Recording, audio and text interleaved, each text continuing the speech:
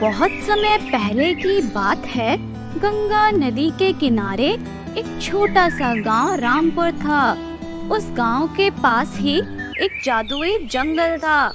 उस जंगल में कोई आता जाता नहीं था, क्योंकि जो भी एक बार उस जादुई जंगल में चला जाता था वो कभी लौटकर वापस नहीं आता था। इसलिए कोई भी उस जंगल में जाने की हिम्मत नहीं करता था। एक दिन कोमल और अंजलि नाम की दो सहेलियां घूमने के लिए निकलती हैं और घूमते घूमते वो जादुई जंगल में चली जाती हैं। जंगल में जाने के बाद वो वहाँ का अद्भुत नजारा देखकर दंग रह जाती हैं। वो जंगल बहुत ही खूबसूरत था, बहुत ही अद्भुत नजारा था वहाँ का। और वहाँ के नजारों को देखते देखते वो जंगल के अंदर चली जाती हैं। तभी उनको दो रास्ते दिखाई देते हैं। एक रास्ता सोने का होता है और दूसरा रास्ता चांदी का। ये तो दो रास्ते हैं बहन, कौन से रास्ते से जाएं? मुझे तो कुछ समझ नहीं आ रहा है। एक रास्ता सोने का है, एक चांदी का। तभी वहाँ एक जादूगरनी आती है। तुम दोनों का इस जादुई जंगल में स्वागत है। इसमें से एक सोने का रास्ता है, एक चांदी का। तुम दोनों को अपने लिए इसमें से एक रास्ता चुनना होगा। चांदी के रास्ते पर तुमको एक बुढ़िया मिलेगी जो तुमको बहुत ही अनोखा ज्ञान देगी, जो ज्ञान तुम्हारी जिंदगी को पूरी तरह बदल देगा। अच्छा, और सोने के रास्ते पर जाने से क्या मिलेगा? सोने के रास्ते पर जाने से तुमको एक चुड़ैल मिलेगी। उसके पास खूब सारा खजाना है, जो कि तुमको सोने के रास्ते पर जाने से ही मिलेगा। अब तुम दोनों बताओ, तुम कौन से रास्ते पर जाना चाहते हो? मैं तो खजाना लूंगी। मैं जाऊंगी सोने के रास्ते से। इस दुनिया में दौलत से बड़ा कुछ भी नहीं है। और तुम किस रास्ते से जाना चाहोगी? जादूगरनी जी, मैं तो चांदी के रास्ते से जाऊंगी और वहाँ का अनोखा ज्ञान लेकर आऊंगी, क्योंकि मेरी माँ ने सिखाया है इस दुनिया में ज्ञान से बढ़कर कुछ भी नहीं है। इतना बोलकर दोनों सहेलियां अपने अपने रास्ते पर चली जाती हैं। और तभी चलते चलते अंजलि को एक बूढ़ी औरत दिखाई देती है।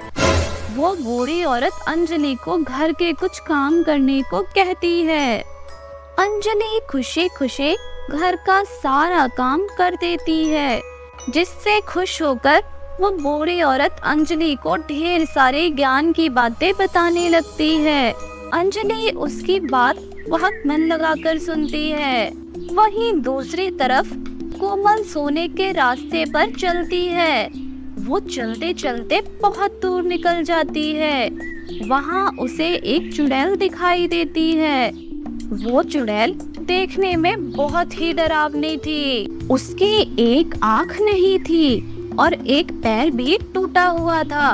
ये देखकर कोमल बहुत डर जाती है। हाँ, मैं जानती हूँ तुम यहाँ पर खजाना लेने आई हो। इस जमीन के अंदर बहुत सारा खजाना है, लेकिन तुम्हें मेरी कुछ शर्तें माननी होंगी। कोमल चुड़ैल की बातें सुनकर जल्दबाजी में हाँ बोल देती है। हाँ, मुझे आपकी सारी शर्तें मंजूर हैं। मैं यहाँ बस खजाना लेने आई हूँ।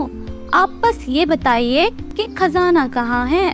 चुड़ैल उसे एक कुल्हाड़ी देती है, जिसे कोमल जमीन की खुदाई के लिए इस्तेमाल करने लगी। खुदाई करते करते वो जमीन में बहुत बड़ा गड्ढा बना देती है, लेकिन उसे वहाँ कुछ भी नहीं मिलता।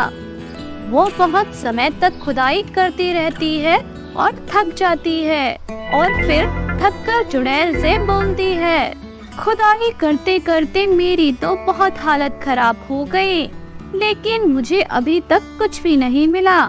आखिर खजाना है कहाँ? और फिर चुड़ैल जोर जोर से हंसने लगी।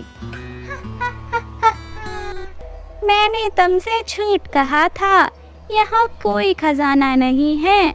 अब तुमको मेरी शर्तें माननी होंगी। तो शर्त के मुताबिक तुमको अपनी एक आंख और एक पैर मुझे देना होगा। क्या? पर ऐसा तो पहले आपने कुछ भी नहीं कहा था।